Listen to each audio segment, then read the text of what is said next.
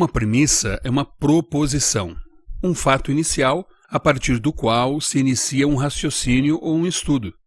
Confesso que em alguns momentos pode nos bater a dúvida se vale a pena pesquisar, escrever e explicar sobre política no Brasil.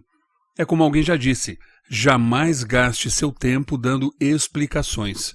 Os amigos não precisam. Os inimigos não acreditam.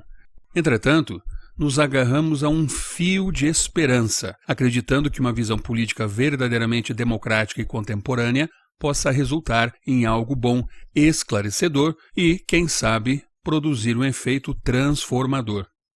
O livro Um Só Povo foi escrito considerando 10 premissas que contemplam tanto a análise crítica quanto a proposta de soluções viáveis para nos tornarmos um país mais moderno e civilizado. As nossas premissas são as seguintes.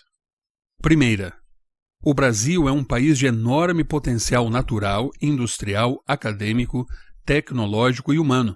Porém, é um país contraditório, apresentando índices de desenvolvimento muito aquém de suas potencialidades. Segunda, nem esquerda nem direita, mas a virtude do bem comum. Somos um país dividido que não soube evoluir. Insistimos em manter a exploração e destruição do outro como estratégia de sucesso.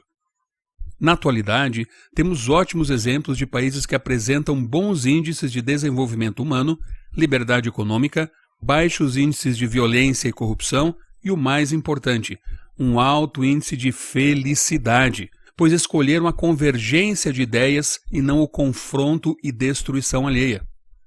Não devemos perder tempo com posições extremistas que já se provaram cientificamente desastrosas. Somos um só povo e juntos precisamos construir nossa nação. Terceira premissa.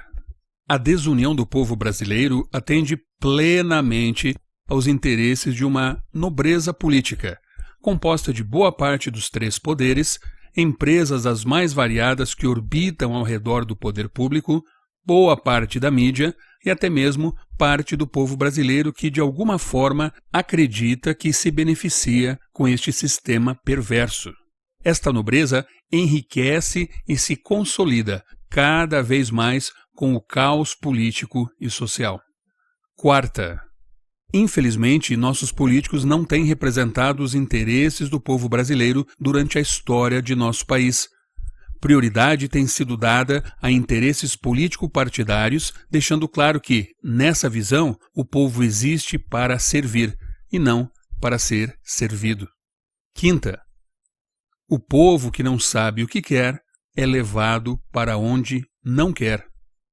Sexta, a única força possível e imaginável para provocar mudanças reais e efetivas é a força de um povo minimamente unido e organizado, priorizando o interesse do bem comum. Nossa sétima premissa considera que as instituições brasileiras não funcionam para o benefício do povo. São estruturas magníficas e extremamente caras, que até apresentam o formato necessário para a promoção do processo democrático e republicano. Porém, na prática, toda essa estrutura existe para a manutenção de um sistema econômico e político partidário que visa proporcionar o poder e enriquecimento de poucos às custas do sofrimento de muitos. Oitava, somente quando o povo brasileiro se unir minimamente e identificar áreas de interesse comum e se organizar, determinando o que quer e onde quer chegar, começaremos a progredir para, um dia, nos tornarmos um país verdadeiramente civilizado. Nona, o Brasil precisa de uma revolução, porém, uma revolução pacífica, estratégica e inteligente, que utilize a força da unidade e a organização de um povo sob uma Constituição verdadeiramente isonômica, que garanta transformações reais e efetivas por meio de uma agenda do povo brasileiro que seja sensata, democrática, relevante e civilizada, sempre respeitando a coisa pública e a virtude do bem comum. Décima, precisamos parar de acreditar em discursos e conferir os fatos reais e seus resultados concretos. Nosso compromisso deve ser com o país e não com determinado partido político ou mesmo personalidade política.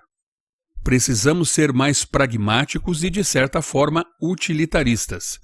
Políticos que produzem resultados e proporcionam transformações concretas merecem nosso total apoio e voto.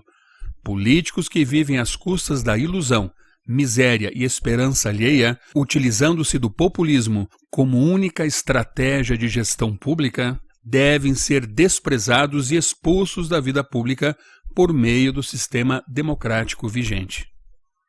Não podemos continuar a aceitar os absurdos que acontecem em nosso país como parte da nossa cultura. Precisamos parar de cultuar a hipocrisia e o absurdo. O que acontece no Brasil não é normal. Somos um país doente. O que vivemos está muito longe do padrão de qualquer país razoavelmente decente e civilizado.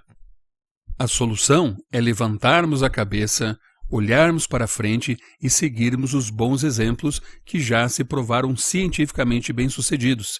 Não precisamos reinventar a roda, e muito menos continuar a utilizar uma roda quadrada. Eu sou Renato de Barba, autor do livro Um Só Povo.